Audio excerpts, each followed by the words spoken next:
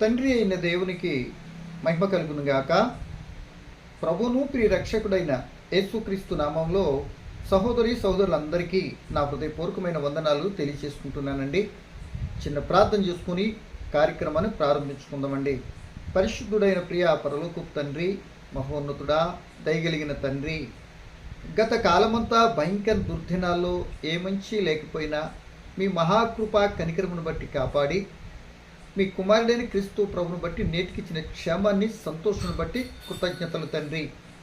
సమయంలో తండ్రి, మీ దృష్టిలో విలువైనది ఏదో నీకు తెలియనా అనే అంశాన్ని బట్టి కొద్ది నిమిషాలు నేను మాట్లాడటానికి సిద్ధపడుతున్న తండ్రి, మీ ఆత్మ సహాయం చేయండి. వినబోతున్న ప్రియులైన వారందరూ ఆధ్యాత్మికంగా బలపడినట్లు, వినుచున్న బిడ్డలు మమ్మల్ని అందరినీ మీ కృపలో బలపరిచి దీవించుమని, యావత్ కార్యక్రమానికి మీ సన్నిధి సహాయం, మీ ఆత్మ తోడ్పాటును అందించుమని క్రీస్తు యేసు నామంలో ఈ ప్రార్థన అడిగి వేడుకుంటున్నాను మా తండ్రి, ఆమేన్. మంచిదండి. సమయంలో మనం ఒక ప్రత్యేకమైన అంశాన్ని బట్టి కొద్ది నిమిషాలు మనం మాట్లాడుకుంటానికైతే ప్రయత్నించేద్దామండి. ఏంటా ప్రత్యేకమైన అంశము అంటే, ప్రియమైన వర్లరా, దేవుని దృష్టిలో విలువైనది ఏదో నీకు తెలియనా అనే అంశాన్ని బట్టి కొద్ది నిమిషాలు మనం మాట్లాడుకుందాం. అంటే ఈ మాట దేవుని దృష్టిలో విలువైనది ఏదో నీకు తెలియనా అని నేను అడిగినా, లేక మనము ఆ ప్రశ్న మనం దేవుణ్ణి లేకపోతే మనం ఆ ప్రశ్న వేసుకున్నా, ఇప్పుడు వినేటట్టు మాటలను బట్టి దేవుని దృష్టిలో విలువైనది నా దగ్గర ఉందా లేదా, లేకపోతే దేవుని దృష్టిలో విలువైనది ఏది అని అడిగితే దైవ గ్రంథం బైబిల్ ఏ విధంగా మనం స్పష్టంగా వివరణిస్తుందో ఈ సమయంలో మనం ఆలోచించిన ప్రయత్నించేద్దామండి. సో మనకి లోకంలో ఎన్నో విలువైన వస్తువులు ఉన్నాయండి. కొన్ని వస్తువులకు, కొన్ని లోహాలకు చాలా ప్రాముఖ్యతనిస్తూ విలువైనదిగా ఎంచుతూ మనం భద్రపరుచుకుంటామండి. మంచిదే. సో మనం ఏవైతే విలువైనవని తలుస్తున్నామో, నీ ఆలోచన వేరు, నా ఆలోచన వేరు, నా తలంపు వేరు, నీ తలంపు వేరు అని దేవుని వాక్యం మనతో బోధిస్తుంది కనుక, మన ఆలోచన ప్రకారం మనం విలువైనవి అనుకున్నవి దేవుని దృష్టిలో విలువైనవేనా అనే సంగతి కూడా మనం ప్రశ్నించుకోవాలి, ఆలోచించాలి. సో మన విలువైనవేంటో దేవునికి స్పష్టంగా తెలుసు. ఏవి ఎన్నుకున్నామో అనే సంగతి దేవునికి తెలుసండి. భౌతికమైనవా, శరీర సంబంధమైనవా, ఆధ్యాత్మిక సంబంధం, పర సంబంధమైనవి అనే విషయాలు మన ఎన్నికను చేసుకొని వాటికి ఇస్తున్న విలువ,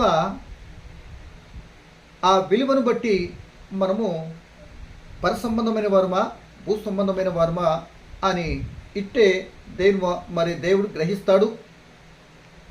ఆ జరుగుతున్నట్టు విలువనిస్తున్న పరిస్థితిని బట్టి కూడా మనం ఏ యొక్క శరీర సంబంధంగా ఉంటున్నామో, ఆధ్యాత్మిక సంబంధంగా ఉంటున్నామో, దేనికి విలువనిస్తున్నామో, దేనికి విలువనివ్వాలో ఈ కొద్ది మాటలు వింటే మన పరిస్థితి ఆటోమేటిక్గా మనకే అర్థమైపోద్దని ప్రభుని బట్టి నేను ఈ మాటలు జ్ఞాపకం చేయడానికి ఇష్టపడుతున్నానండి. సో దేవుని దృష్టిలో విలువైనది ఏది అని అంటే ఏ మనుషుడు చెప్పలేడు. ఎందుకు చెప్పలేడు? తన బ్రతుకే సరైనది, విలువైనది ఏదో స్పష్టంగా తన జీవితంలో మనిషికి తెలియట్లేదు ఏమండి. కనుక ఏది విలువైనది అని చెప్పాలి అంటే తప్పనిసరిగా దేవుడే చెప్పాలి. నా దృష్టిలో ఇది విలువైనది, ఆ విలువైన స్థితిని నేను కోరుకుంటాను, ఆ విలువైనది అది నాకు ఇష్టమైనది, అలా జరిగిస్తాను, వారి ఎడలా అలా ఉండాలి అని దేవుడు విలువైనది ఏంటో తన గ్రంథములో వ్రాయించి భక్తుల ద్వారా చెప్పించాడు కనుక, అది చదివినా లేకపోతే తన భక్తులు చెప్పినప్పుడు విని ఆ ప్రకారం సిద్ధపడితే ఒక రోజున ఆయన ముందు మన విలువైనటువంటి వ్యక్తులుగా, ఆత్మలుగా ఉండటానికి అవకాశం ఉంటుంది అని ప్రభుని బట్టి మీకు జ్ఞాపకం చేస్తున్నా. కనుక ప్రియ దేవుని పిల్లలరా, ఈ లోకంలో మనిషి పుట్టాడు అనుకోండి, అందరికీ ఆనందమే ఏమండి. అదే ఒక మనిషి చనిపోయాడు అనుకోండి, ఎన్నెన్నో అనుమానాలు వచ్చేస్తాయి. ఎందుకు అనుమానాలు వస్తాయి అని అంటే, కుటుంబీకులకు ఒకలాగా ఉంటుంది, బంధువులకు ఒకలాగా ఆలోచిస్తారు. అదే దూర బంధువులు లోకులు మరొకలాగా ఆలోచిస్తారు. ఏంటి అంటే చనిపోయాడా, ఎందుకు, ఎలా, మనకంటే తెలియదు కానీ లోనేదో జరుగుండాలి, ఏదో జరుగుంటుంది అని ఒక మరణము ఎన్నో అనుమానాలకు తావిస్తుందండి. కనుక ఈ మరణాన్ని గురించి దేవుడు తన గ్రంథంలో స్పష్టంగా వ్రాయించిన ఒక మాటను మనం చదువుకొని అసలు దేవుని దృష్టిలో విలువైనది ఏది అనే అంశంలోనికి మనము దైవ గ్రంథానుసారంగా ముందుకెళ్ళటానికైతే ప్రయత్నించేద్దామండి. చూడండి ప్రియ దేవుని పిల్లలారా, ఈ విషయాన్ని మనకు అర్థమైతే చాలా వరకు చివరి దశలో ఏ విధంగా నా జీవితం ముగించాలి, ఆయనకి విలువైన వ్యక్తిగా నేను ముందుగానే సిద్ధపడాలి అనే సంగతి మనం గ్రహించడానికి అవకాశం. సో చూడండి ప్రియ దేవుని పిల్లలారా, కీర్తన గ్రంథాన్ని కనుక ఒకసారి చూసినట్లయితే 116వ కీర్తన పిల్లరా, ఆ 15వ వచనములో ఓ చక్కటి మాట దేవుడు తన గ్రంథంలో వ్రాయించాడండి. 116వ కీర్తన 15వ వచనం నేను చదువుతున్నానండి. యెహోవా భక్తుల మరణము ఆయన దృష్టికి విలువ కలది. మరలా చదువుతానండి. యెహోవా భక్తుల మరణము ఆయన దృష్టికి విలువ కలది. మనం మాట్లాడుకునే మాట కూడా ఇదేనండి. దేవుని దృష్టిలో విలువైనదేంటో మనకు తెలియనా అనుకున్నాం కదా. ఆయన అంటున్నాడు, నా దృష్టిలో మీరు కానీ ఏది విలువైనదని అడిగితే దేవుడు తన భక్తులతో రాయించిన గ్రంథంలో ఈ మాట దీని అర్థం ఏంటంటే, నా భక్తుల యొక్క మరణము నాకు విలువైనది అంటున్నాడు. అంటే ఆయన యొక్క భక్తి జీవితం విలువైనది కాదా, లేకపోతే డబ్బు దశకము కలిగినటువంటి ప్రకృతులు ఈ వనరులు అన్నీ విలువైనవి కావా అంటే ఒకవేళ కావే అని అనుకోవాలి. ఎందుకంటే ఆయనే స్వయంగా చెప్తున్న మాట ఏమని, ఆయన భక్తుల మరణం ఆయనకి విలువ గలది. ఎంతోమంది చనిపోయారు కదా, అందరి మరణాలు విలువైనవి అని దేవుడు చెప్పలే. ఏమండి, ఆయన భక్తులైనటువంటి వారు మరణము ఆయనకు విలువైనదట. సో ఈ మరణాన్ని గురించి మరి మరణాన్ని చూస్తే, ఈ మరణాన్ని గురించి మనం ఆలోచించేస్తే చాలా అద్భుతంగా ఉంటుంది, ఆశ్చర్యం కలిగిస్తుంది, ఒక రకంగా మనల్ని ఆలోచింపచేస్తుంది అనే సంగతిని అంత మాత్రం కదా ఆదరణ కలిగించేట విధానంలో కూడా ఉంటుందని ప్రభుని బట్టి కొద్ది మాటలు లేఖనానుసారంగా ముందుకు వెళ్ళటానికి మనం ప్రయత్నించేదామండి. సో మొట్టమొదటి మనం చూస్తున్న బట్టి ఆయన దృష్టిలో అంటే ఆయన భక్తుల మరణము ఆయనకి విలువైనది. అంటే ఆయనకు విలువైనదంటే లోకానికి విలువ లేనిది. లోకంలో జరుగుతున్న మరణాలు బట్టి ఎన్నో రకరకాల మాటలతో మాట్లాడుతూ ఉంటారు, పట్టించుకొని అవసరం లేదు అది. కానీ ఆయన దృష్టికి విలువైనటువంటి మరణము ప్రతి క్రైస్తవుడు ఆ ప్రకారంగా యాత్ర ముగించేటట్టు ఉంటే ఆ ఆధ్యాత్మిక జీవితము అంటే ఆ భక్తి జీవితము ధన్యకరమైనది, ఆయనకి విలువైనది. ఆయనకి విలువైనది అంటే లోకానికి విలువ లేనట్టుగానే వ్యక్తిని ఆ విలువైనట్టు మరణంగానే రకరకాలుగా మాట్లాడటానికి అవకాశం ఉంటుంది. ముందే చెప్పాను నేను, ఒక వ్యక్తి అంత భక్తుడు ప్రార్థనాపరుడు ఆయనకే ఇలా అయిందేంటి, ఆయన ఇలా చనిపోయాడేంటి, ఏదో జరుగుంటుంది అని ముందు మాట్లాడుకున్నాం కదా. లోకం ఇలా మాట్లాడుతుంది, లోకానికి తెలియదు. ఏమండి, నేను వచ్చాను తిన్నాను పోయాను అనుకుంటాడే తప్ప వాళ్ళు ఎన్నంటే అనుకొని దేవుడు తన భక్తుల మరణము నాకు విలువైనదని దేవుడు అంటున్నాడు కనుక అది మనం నమ్మి విలువైనదిగానే మనం చూడాలి.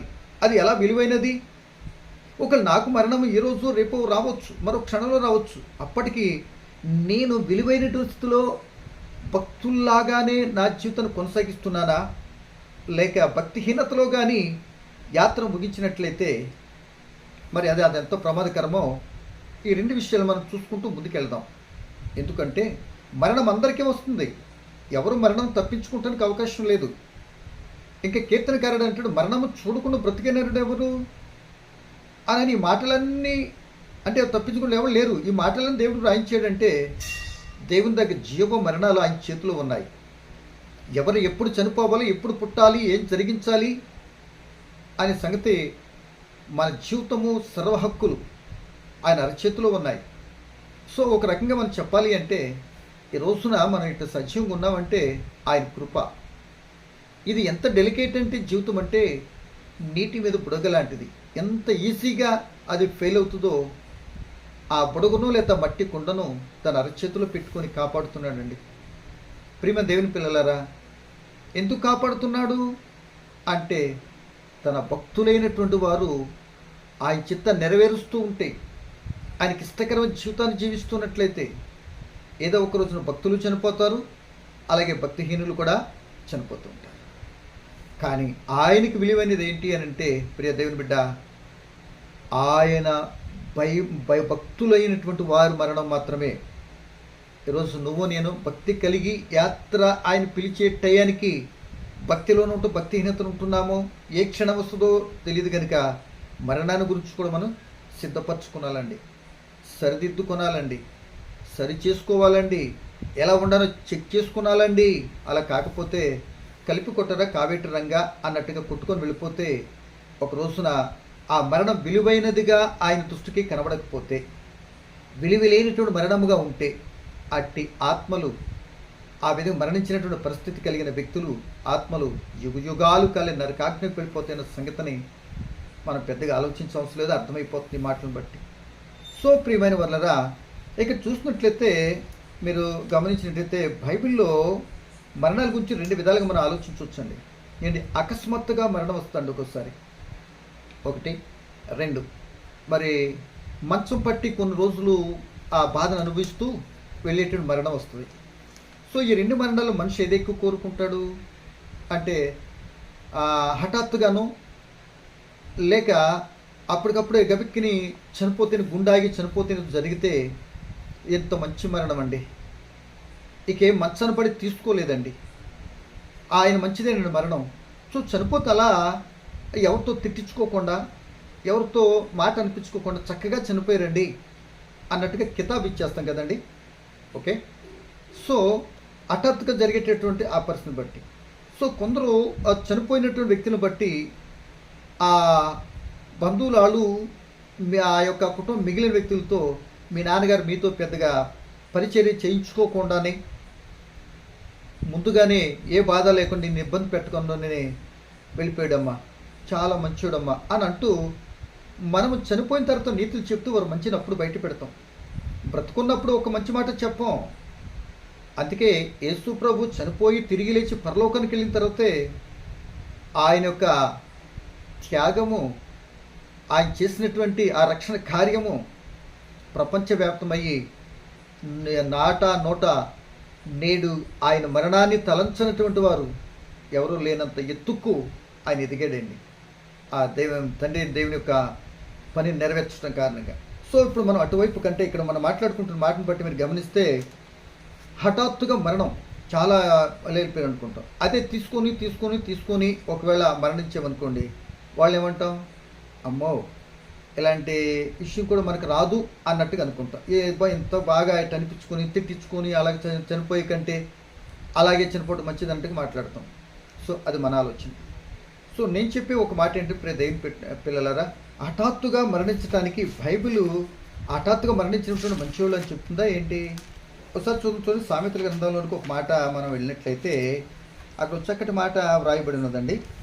సామెతలు 29వ అధ్యాయము 1వ వచనంలో చెప్పబడుతున్న మాట, ఎన్నిసార్లు గద్దించిన లోబడిన వాడు మరి తిరిగి లేకుండా హఠాత్తుగా నాశనమగును. హఠాత్తుగా నాశనమవుతున్న కారణం ఏంటి? మనుషుడి మీద మంచిది కాబట్టి ఏదో రూపంలో మొత్తం మీద ఆ మాట చనిపోయేటట్టుగా మనుషుడు మంచిది ఆ మరణాన్ని గురించి చెప్తున్నాడు. ఇక్కడ మనం అనుకున్న ఆలోచన తలక్రిందులు చేస్తూ దేవుని వాక్యం చెప్తున్న మాట ఏంటంటే, ఇక్కడ ఎన్నిసార్లు గద్దించిన లోబడలేదట. అంటే అతను నాశనం అవటం, హఠాత్తుగా నాశనం అవటానికి ఎన్నోసార్లు గద్దించిన గద్దింపు దాని వెనకాల ఉంది. ఎన్నిసార్లు చెప్పినా వినలేదు. ఎందుకంటే ఒక్కసారి మనిషి దేవుని క్రమాన్ని తప్పాడంటే, దేవుని చిత్తాన్ని కానీ అవిధేయుడయ్యాడంటే ఇక తర్వాత లోకంలో దేనికి కూడా లొంగడండి అనే సంగతిని చాలామంది మనం చూస్తుంటాం మన వ్యక్తుల యొక్క ప్రవర్తన బట్టి. ఇక్కడ హఠాత్తుగా అంటే ఏంటంటే ఎన్నోసార్లు గద్దించాడు, సరి చేసుకో, నువ్వు ఉన్న తీరు మంచిది కాదు అని చెప్పినా వినలేదు కనుక తను చేసుకుని తన నెత్తి మీదకి వచ్చేసి హఠాత్తుగా ఆ వ్యక్తిని తీసుకుని వెళ్ళిపోయింది. మీరు అదే ఇంకో మాట చూసినట్లయితే దైవ గ్రంథంలో ప్రసంగి పుస్తకంలో ఏమంటాడంటే ప్రియమ దేవుని పిల్లలారా, ఒకసారి ప్రసంగి పుస్తకంలోకి వెళ్ళొద్దారండి. ప్రసంగి పుస్తకం 7వ అధ్యాయము 17వ వచనంలో కూడా ఒక చక్కటి మాట రాశాడు.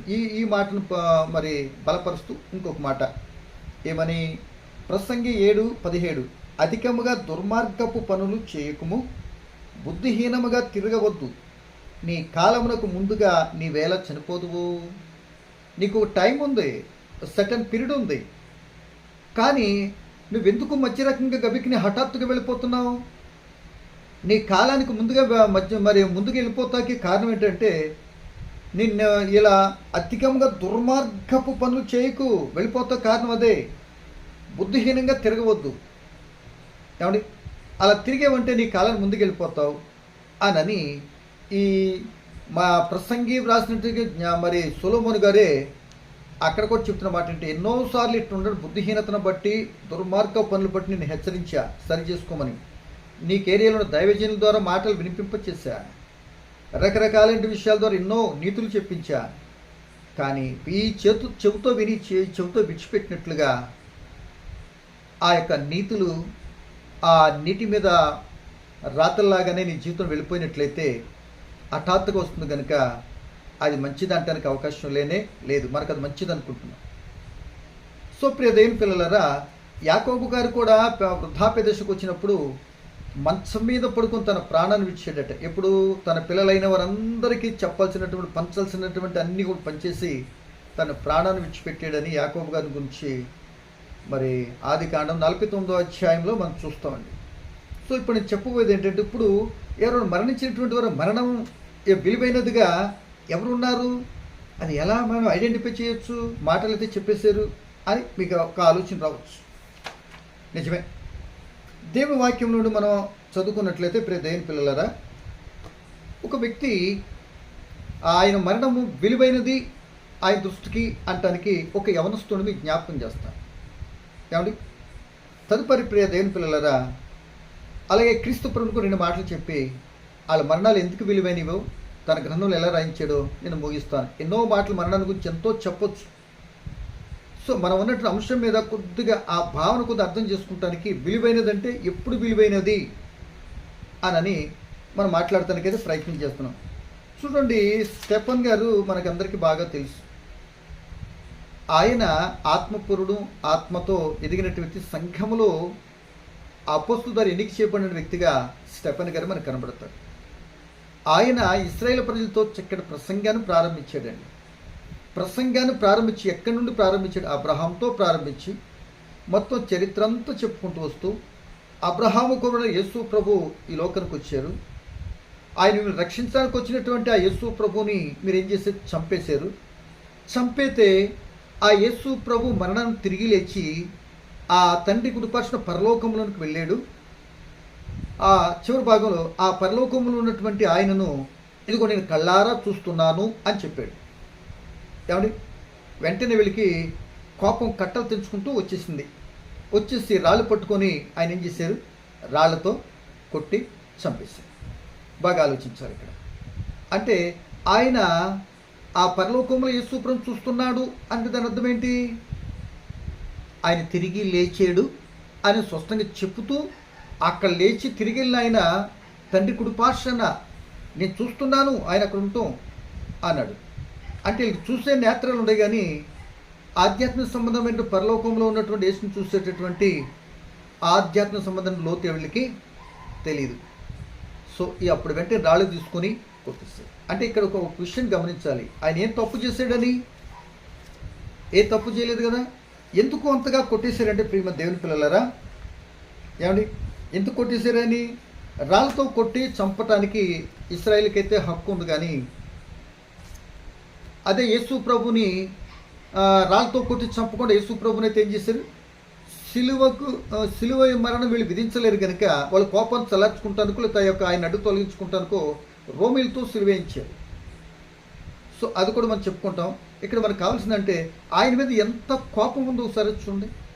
ఏమండి, ఎంత కక్ష కట్టారో ఒకసారి చూడండి. వాక్యాన్ని చదివిస్తానండి. సో ఎందుకని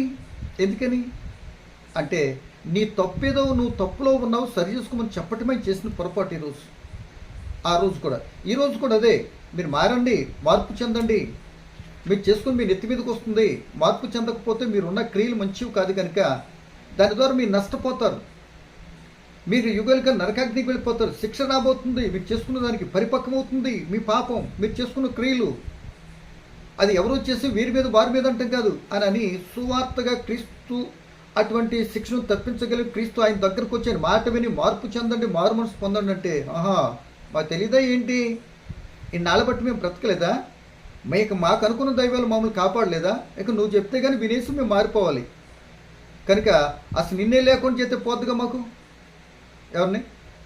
అసలు నిన్నే లేకుండా చేస్తే పోతుంది కదా మాకు అన్నట్లుగా దాడి చేసేటటువంటి విధానం చేసేస్తారు.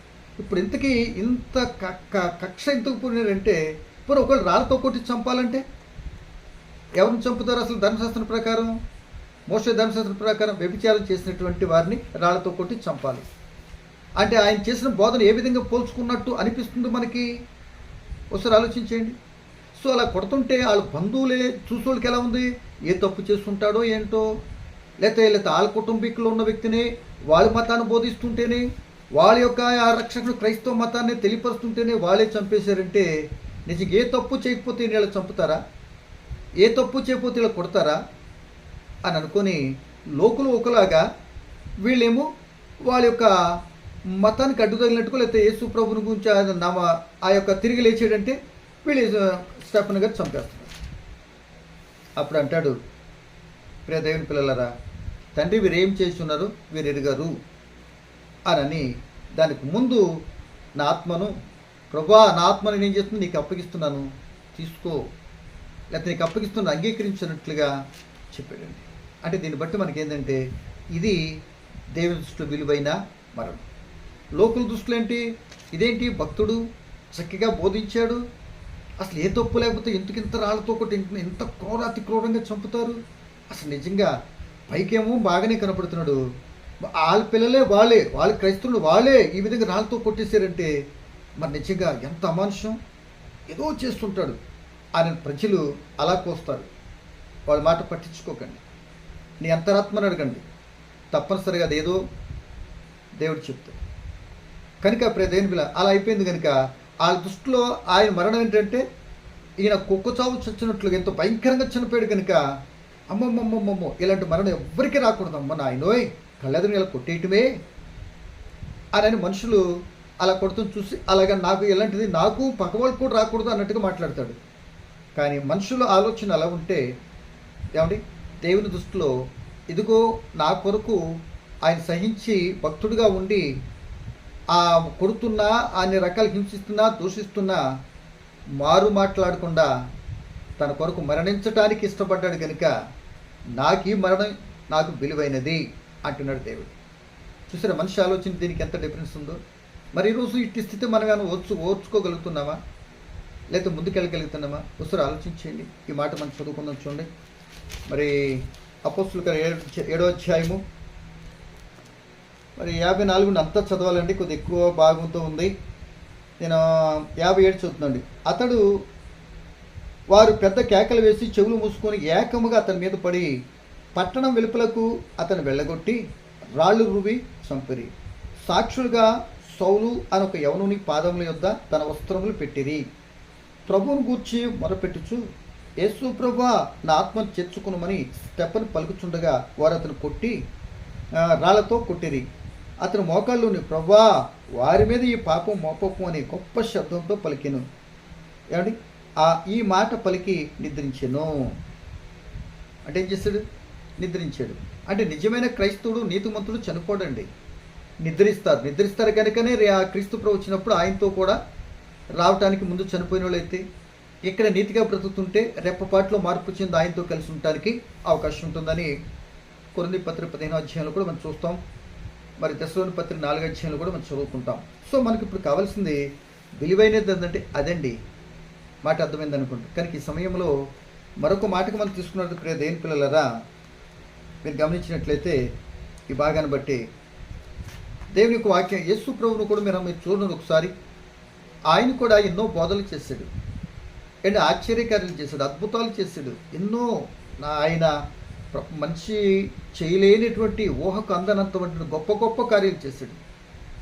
ఆ గొప్ప గొప్ప కార్యాల నుండి ఏం చేశాడు? ఆయన చివరికి ఆయన బోధ ప్రారంభించి ఆ గొప్ప కార్యాలు చేసుకుంటూ అనేకులు మేలుకోరి అనేకులకే క్రైదనగా చనిపట్టుకొచ్చిన యేసుప్రభు ఇన్ని చేస్తే చివరాఖరికి ఏం జరిగింది? తన వారే యేసుప్రభుని కొట్టి చంపేస్తారు. చూసుకోళ్ళకి ఎలా ఉంది? ఇన్ని బోధలు చేసినా, ఇన్ని రకాలుగా చేసినా ఆయన హేళనగా శిలువ మీద దిగిరా మేము నమ్ముతాం అని ఎంతో హేళనగా నిందాస్పదంగా ఎన్నో రకాలుగా యేసుప్రభుని మాట అర్థమవుతుందండి. అంటే ఈ విధంగా నెలగొట్టబడటానికి, ఈ విధంగా చంపబడటానికి, ఈ విధంగా అనేక విమోచన క్రయధనముగా ఆయన నియమిపోడి లోకానికి పంపబడినందుకే కనుక తండ్రికి ఇష్టమైంది ఇది ఆయన మరణం. అందుకే యేసుప్రభు యొక్క మరణం ఆయనకి విలువైనది, తండ్రిని దేవునికి విలువైనది. అలా మరణించాడు కనుకనే ఆయన మరణాన్ని ఈ రోజుకి ప్రపంచం ప్రజల్లో ఎవరో మర్చిపోలే. ఆయన పుట్టినరోజును కానీ ఆయన మరణించిన రోజును కానీ ప్రపంచ ప్రజల్లో ఎవరు మర్చిపోలేదు. ఇంకా రోజు రోజుకి దినదినాభివృద్ధి చెందుతుందే తప్ప ఎంతోమంది ఆపాలైన సువార్తను అడ్డగించాలని చూసే కానీ కాలగర్భంలో కలిసిపోయారు.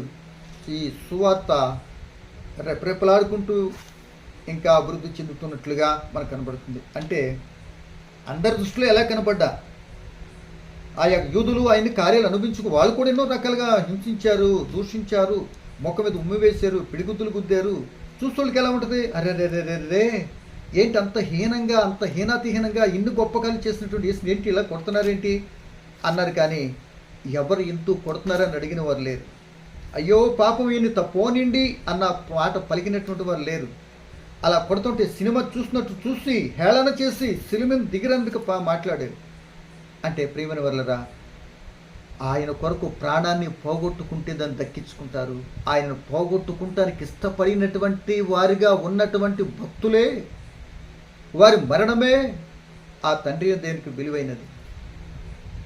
కనుక యేసు ప్రభు కూడా ఆయన దృష్టికి విలువైన వాడు కనుక ఆయన అన్నాడు, ఈ పాపం వారి మీద కూడా మోపొద్దు తండ్రి అన్నాడు. ఆయన ప్రసంగం ప్రారంభించి ముగింపుకు వచ్చేటప్పటికి ఆయన జీవితం అలా ఇంకా ఆ యొక్క బోధ కంప్లీట్ అయ్యేటప్పటికి ఆయన కూడా మరణించవలసి వచ్చింది. ఆయన చిత్తాన్ని నెరవేర్చి మరణించవలసి వచ్చింది. స్టెఫన్ గారు కూడా అపోస్తలుల 7వ అధ్యాయం మొదట ప్రారంభించాడు. ఆ ప్రసంగం ముగింపుకు వచ్చేటప్పటికి ఆయన ప్రాణాన్ని విడిచిపెట్టవలసి వచ్చింది. ప్రియ దేవుని బిడ్డ, ఇంక చెప్పడానికి ఎన్నో విషయాలు, ఎంతోమంది చనిపోయినటువంటి వారు లోకంలో ఏవేవో విలువైనని వాటిని గ్రహించి దేవుని కొరకు కానీ దేవుని యొక్క చిత్తాన్ని అనుసరించడంలో కానీ కొద్ది శ్రమ కానీ కష్టం కానీ శోధన కానీ వస్తే రకరకాలుగా పరిస్థితులు గుండా మారిపోయినట్లు వాళ్ళు ఎంతోమంది చూస్తున్నాం. అలా కాదు, దేవుని చిత్తాన్ని బట్టి ఏమైనా వచ్చినా ఆయన చిత్తానుసారంగా నడవటానికి విలువైనది ఎప్పుడు మన బ్రతుకు అనంటే క్రైస్తవుడిగా ఎందుకు మన విలువైన వారం అంటే మన విలువైన వారికి ఎలా కాగలిగామో మన తదుపరి మన మరణము విలువైనదిగా ఎందుకు ఆయన చూడాలి చూస్తున్నాడు అనంటే ఎందుకు పనికిరాని మనలను ప్రియమైన వర్లరా ఆ క్రీస్తు ప్రభు అమూల్యమైన రక్తం చేత విమోచింపబడ్డాం కనుక అందుకే విలువ పెట్టి కొన్నాడు కనుక మనం విలువైనటువంటి వారు. ఆ విలువైనటువంటి జీవితాన్ని జీవిస్తూ మరణం వచ్చినప్పుడు ఆ విలువైనటువంటి రక్షించిన ఆయన కొరకే నీ జీవితాన్ని ఆయన కొరకే ఆయన చిత్తాన్ని నెరవేర్చడానికే మరణించినట్లయితే నిజంగా అప్పుడు విలువైనది, నువ్వు ధన్యకరమైనది. అప్పుడు లోకంలో నువ్వు చేసినటువంటి ఆ మరణం తర్వాత నేను కొనియాడటం ప్రారంభిస్తాను. మా ఊర్లో ఈ చర్చి కట్టడానికో సువార్త రావటానికో కొన్ని విషయాలు చేయటానికో ఆయనేనండి. మొదట్లో నిజంగా ఆ మహానుభావుడే తీసుకురావతే మేము ఎట్టే మారోళ్ళు కాదండి అని అంటూ నువ్వు వెళ్ళిపోయినా నీ పని మిగిలిపోవాలి. నువ్వు వెళ్ళిపోయినా నువ్వు చేసిన పని నీ గురించి సాక్ష్యం చెప్పాలి. అదండి మరణించే టైంలో మనం చేయవలసింది. వారండి భక్తులు అంటే భక్తులు అలా చేస్తారండి. అలాంటి భక్తులు మరణానికి ఇష్టమైంది కనుక అది విలువైనది కనుక ఆ విలువైన వారు యొక్క ఏర్పాటు చేసినటువంటి ఆ పరలోక రాజ్యాన్ని వెళ్ళటానికి అట్టివారు ధన్యులు, అట్టివారు అర్హులు అని ప్రభుని బట్టి మీకు జ్ఞాపకం చేస్తున్నాం. మరి ఈరోజు ఈ రెండు మాటలను బట్టి ఈరోజు మరణము ఏ క్షణమో ఎప్పుడో తెలియదు కనుక నిజంగా విలువైనటువంటి రక్తం చేత విమోచింపబడినట్టు మనము ఆయన కొరకు ఒక మాటను సహించామా, లేకపోతే ఒక రక్తపు పొట్టు కానీ మనం కార్చామా, లేకపోతే ఒక కార్యం చేయటంలో కొద్దిగా ఏమన్నా ఎవరైనా మాటలకి తట్టుకోగలిగామా? ఒకసారి ఆలోచించు. ఆ విలువైనటువంటి విషయాలు ఆ పౌలు గారు అన్నిటిని ఎన్నో రకాల కష్ట నష్టాలు ఎన్నో భరించి అన్ని పెంటతో ఎంచుకొని ఆయనకి అర్థమైంది. ఆ మరణం అంటే ఆ విలువైనది ఏంటో అర్థమైంది. ఆ విలువైన దాని కొరకు తన పరుగుని తన విశ్వాసాన్ని కాపాడు కడముట్టించి ఆ జీవ కిరీటాన్ని పొందుకోవటానికి అర్హత సంపాదించాడు. దానికి ముందుగా అట్టి అర్హత కలిగిన దాని అర్హతను ఏమన్నాడంటే, నాకు మరణము ఈ లోకయాత్ర ముగింపు నా జీవితానికి మేలు కదా, నా జీవితానికి అది లాభం కదా అన్నాడు. మరి ఇటు లాభకరమైన దాన్ని ఈరోజు నీవు మరణం అంటే భయపడిపోతున్నావు, మరణం అంటే కంగారు పడిపోతున్నావు, మరణం అంటే ఏదో జరిగిపోతుంది అనుకుంటున్నావు. మరణం అంటే ప్రియదేని బిడ్డలారా ఆత్మశరీరం విడిపోతుంది. ఏమండి, ఈ భూలోక యాత్ర ముగింపు, మరొక లోకంలో యాత్ర ప్రారంభానికి వెళ్తున్నావు, కానీ ఆత్మకు మాత్రం ఏం లేదు, చావు లేదు అని సాయంత్రం గమనించుకుంటూ, మరి ఏదేమైనా మన లాభకరమైనది విలువైనది ఏంటి అంటే, నీవు దాస్తులు సంపాదించుకొని ఇవన్నీ కూడా లోకంలో దాన్ని బట్టి దీన్ని బట్టి విలువ ఓకే కొద్ది కాలం దాన్ని పక్కన పెట్టు. నీకు బ్రతికిచ్చి ఆయన ఇస్తున్న ఆయన కొరకు నువ్వే ఎలా విలువైనటువంటి ముగింపు దశ ఆయన చిత్తానుసారం మరణించేటువంటి వ్యక్తిగా నువ్వు ఉన్న రోజునే నీ క్రైస్తవానికి కొద్ది విలువ తెచ్చుకున్న వ్యక్తిగా, మరొక వ్యక్తికి ఒక చక్కటి ఆదర్శవంతంగా చక్కటి మార్గం చూపిన వ్యక్తిగా ఉండగలుగుతావు. అంతేగాని స్వార్థపూరితంతోనూ ఏదో మూట కట్టుకోనో కట్టలు దాచుకోనో ఏదో చేసుకుని ఉంటే తింటాకి ఎలాగో నోరు ఉండదు అనుకోండి. అట్టి పరిస్థితులలో వీడు భక్తిని ప్రారంభించాడు కానీ వీడి వల్ల ఎవ్వడికి ఉపయోగం లేదు, వీడు పోయాడు కానీ వీడి పేరు తలంచటమే అసహ్యంగా ఉంది అనేటట్టు కాకుండా జాగ్రత్తగా ఉంటుంది. కనుక ఎప్పుడైనా సరే ఇక కొందరు హఠాత్తుగా పోయిన మంచోళ్ళు అన్న సంగతి తీసి పక్కన పెట్టండి. ఏమో ఏ టైంకి ఎలా జరిగిస్తాడో తెలియదు, కానీ ఆ దేవుని కొరకు ఇలాంటి మరణం రాకూడదు అని అంటున్నారు జనాలు. ఇట్లాంటి విషయాలు రాకుండా అట్లాంటి విషయాలు వస్తున్నాయి అని అంటే, అలా చెదరించబడుతున్నామంటే దగ్గరగా కొద్దిగా దేవునిలో ఎదుగుతున్నామని గుర్తెరిగి ఇంకా ధైర్యంగా ఉంటూ బలపరచబడుతూ, ఏమో తండ్రి ఈ క్షణాన్ని రమ్మంటే నేను రెడీ అన్నట్టుగా ఫుల్ ఫ్లెడ్జ్డ్గా సిద్ధపడేటటువంటి వ్యక్తిగా మనం ఉండాలి. మరణానికి కూడా సిద్ధపడాలి. జీవితం చెక్ చేసుకుని ముందే చెప్పింది. అట్టి కృప ఆత్మతో కోరుకుంటూ నేను ఆ మాటలు ముగిస్తున్నాను. ప్రభు తండ్రి మీకు వందనాలు. పలకబడిన మాటలో పరమార్థం ఏంటో గమనించుకుంటాను సహాయం చేయండి. మేము నాయన మీ కుమారుడు క్రీస్తు ప్రభుని బట్టి నీ భక్తులైనటువంటి వారు మరణమే మీకు విలువైనది కనుక మా యాత్ర ముగింపు విలువైనదిగా ఉండటానికి మీ చిత్తానుసారంగా మీ కుమారులు నాయన భక్తులు చూపిన మార్గంలో నడుస్తూ సిద్ధపడే కృప ఆత్మ తోడ్పాటు నాకు మాకందరికి అనుగ్రహించమని యేసు నామమున అడుగుచున్నాను తండ్రి. ఆమేన్.